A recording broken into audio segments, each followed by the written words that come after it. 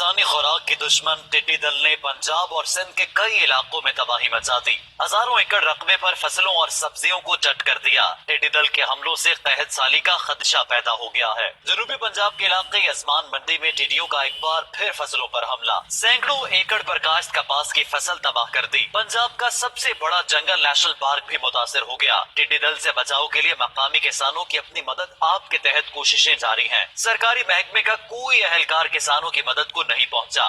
टिड्डी दल के तदारुक के लिए इकदाम न होने पर किसानों का एहतजाज। सिंध के इलाके शाहपुर चाकर और गिरदोनवाह में टिड्डी दल ने मूंग, कपास और दीगर फसलों को चट कर दिया।